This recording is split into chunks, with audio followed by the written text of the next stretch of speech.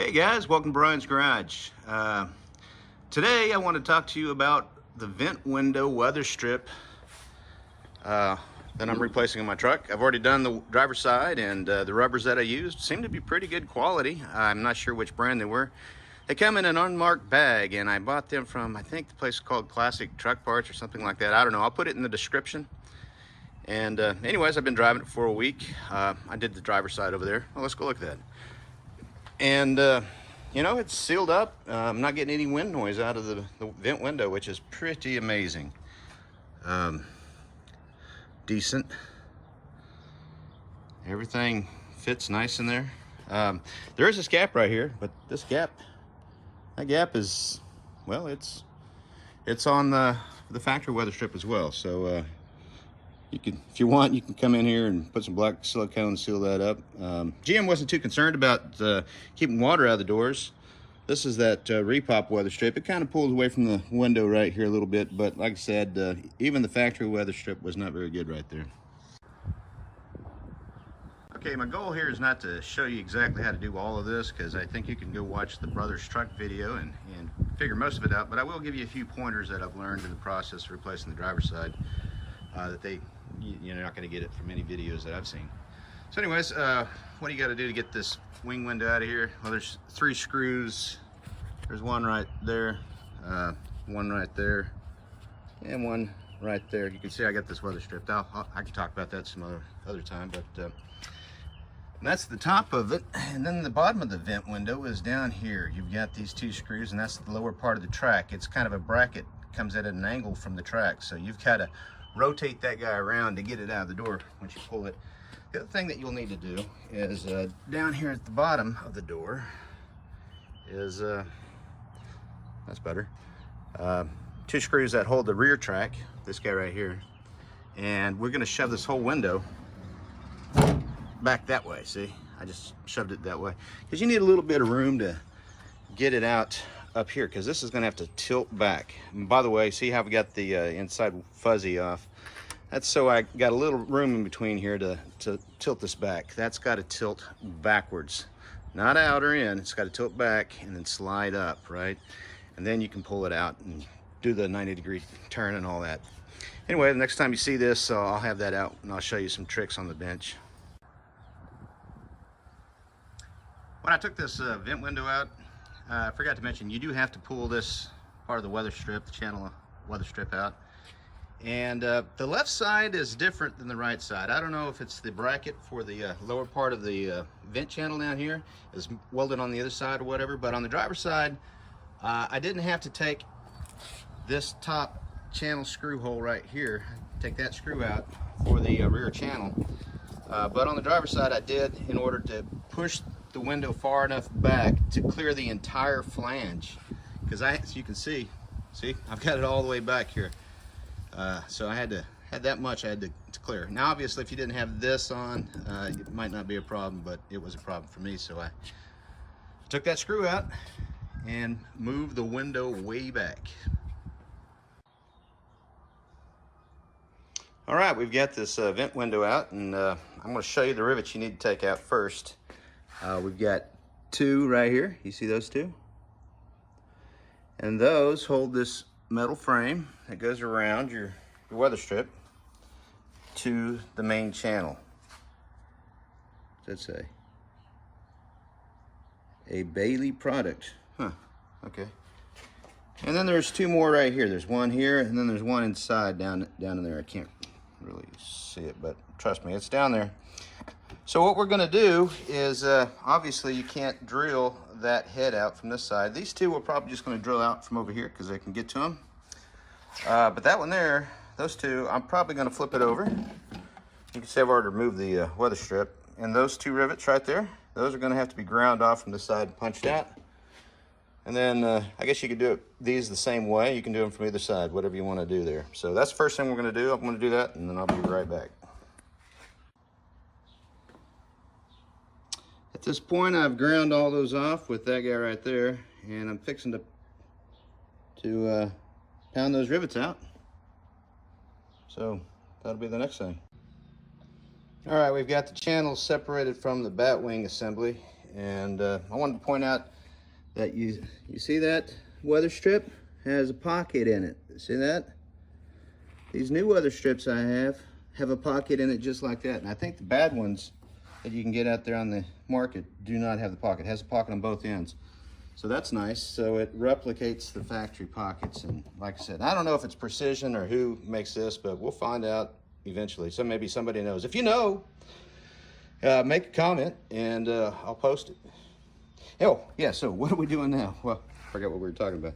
All right, we got to get this piece right here off the main channel. And it's held on with 4 rivets. There's 1 there, there's 2, 3, and a rusty guy right here. These are easy enough to just drill out from this side, so I'm going to do that, and we'll see in a bit.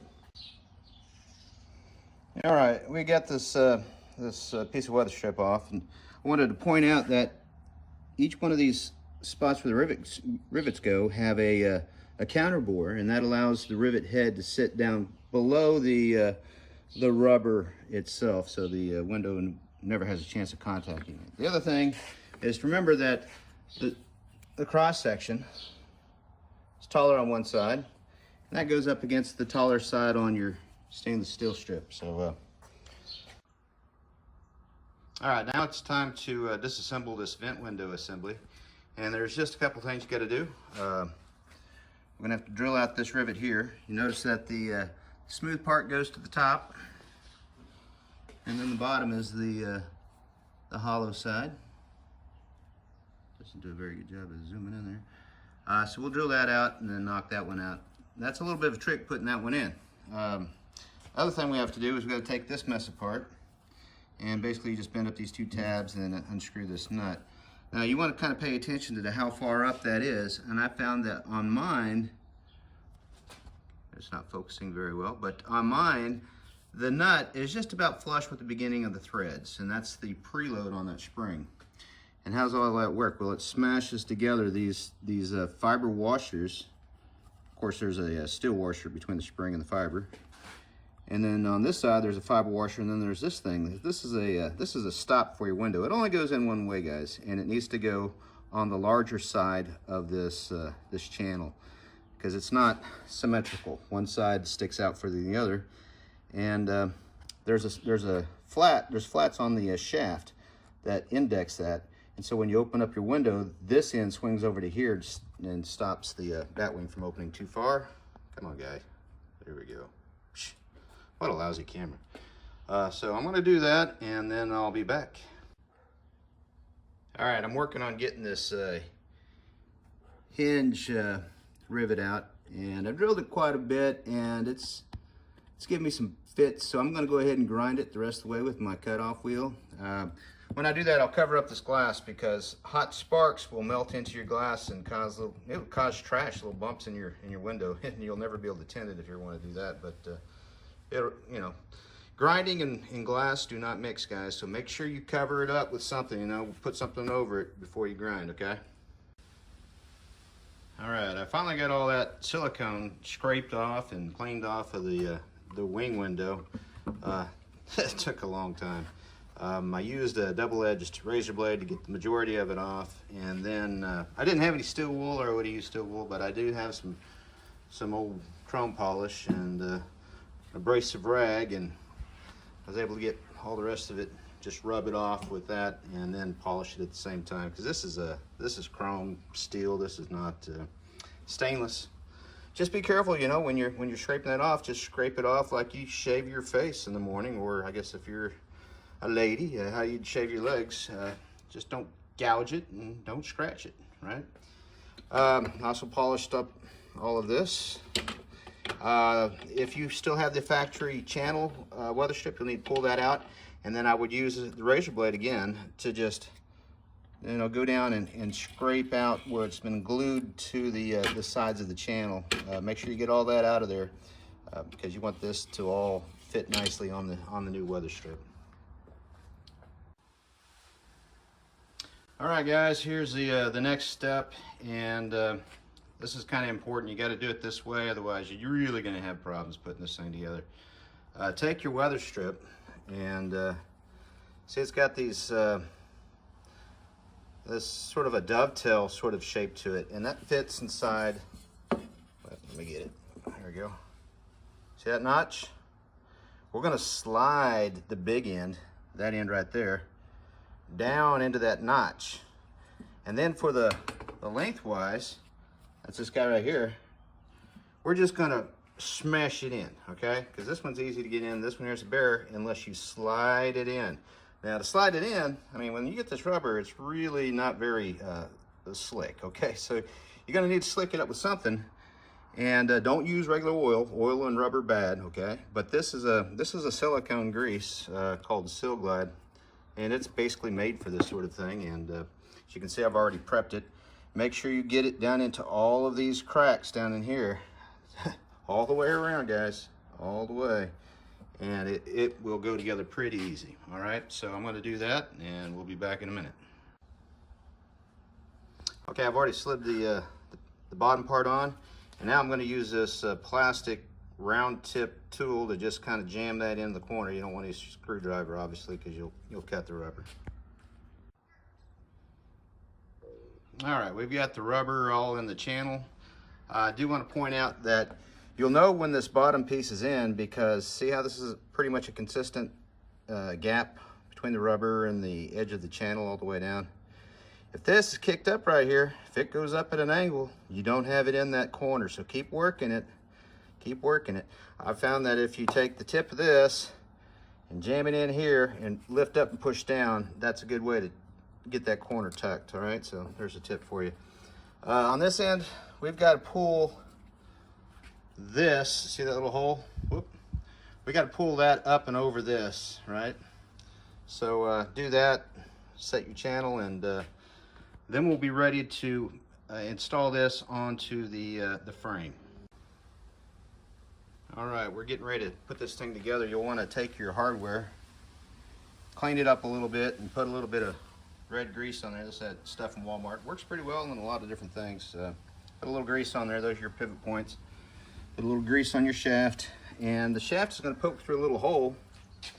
That hole right there. See, it does. It's not actually all the way through in the Weatherstrip. You can't really tell, but it's not. But there's a little. This Weatherstrip has a nice little pocket that's thinned out, and you just punch it through, and seals up nice around that. So I'm going to go ahead and do that. All right, we're at the fun and dangerous part. This is where you have to set the hinge rivet using this little tool here. See, it's got a little pilot in the center, and that matches up with the little hole in the rivet.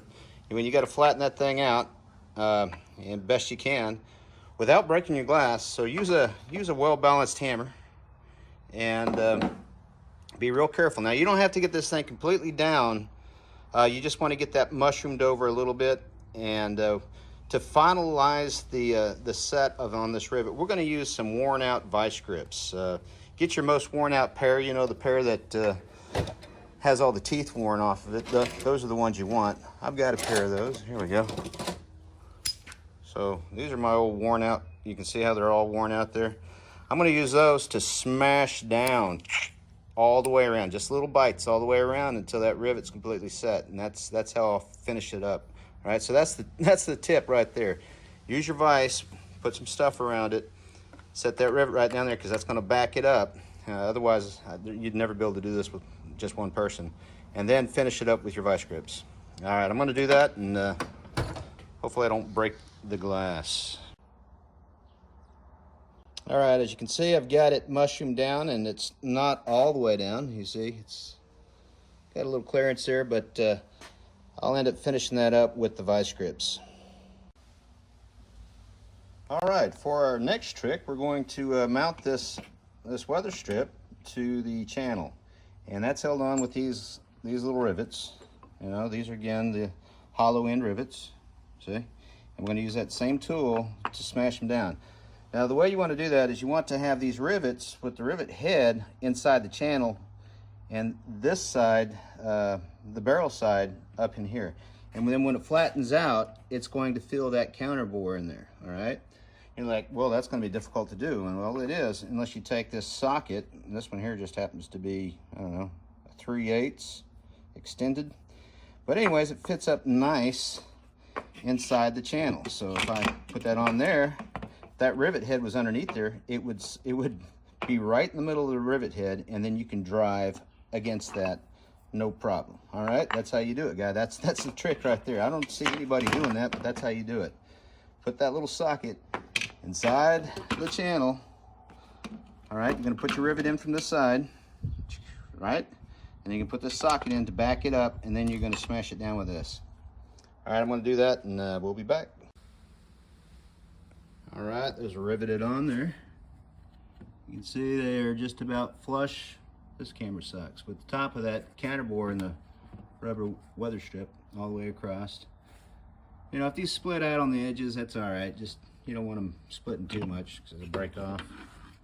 You can see that socket did a good job of being right smack dab in the center of the rivet head. Did a good job as a backup. So the next thing is we're going to attach the frame to the channel. Let me get that ready. All right, we're back. Had to step away for a while, so it's been a few hours later now at this point. Anyway, we're getting ready to assemble the frame to the channel, and there's a few things I wanted to mention. Is again, these pockets. There's a pocket on either end.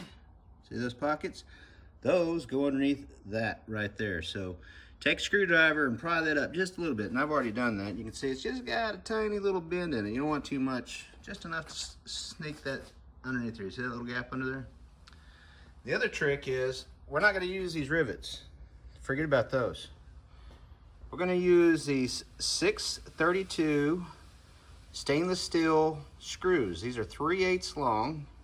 They're 632. We're not using any lock washers. We're going to use this red Loctite right here. And that's how we're going to attach the frame, and that will be stronger than rivets. It's going to have a higher clamp load, and it's going to distribute over a larger area. Now you want to install those so that the head is on the channel side, and then you won't have to grind them down or anything. They're small enough that they won't stick up and cause any interference issues with your window glass. So that's the way to do it, guys. That's a big tip right there. This shouldn't interfere with anything in your door. It doesn't on mine. Maybe on 72 they got that extra screw at the top to hold the door together to keep it from spreading at the weather strip. But even those, I mean, you can always snip off the end of these things and be okay. And there would only be one that I think you'd have to snip.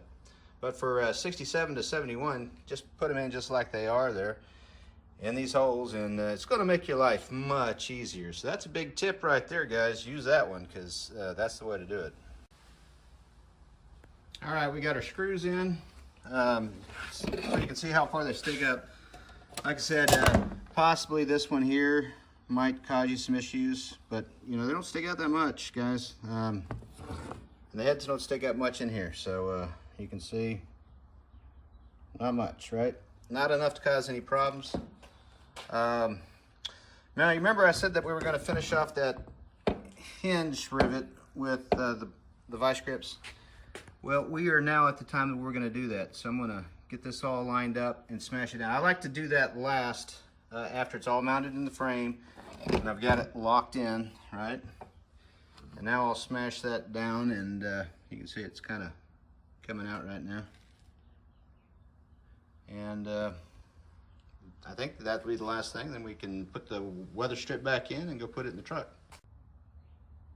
Here's another tip, guys. The window channels, the vertical channels, the weather strip that goes in there these days, it doesn't fit real tight on your glass, so I recommend shimming it. This is like a 30-second thick, 30 thousandths thick tape, but it's not just any old tape. It's a butyl rubber. It's kind of sticky on one side, but it's butyl rubber, all right?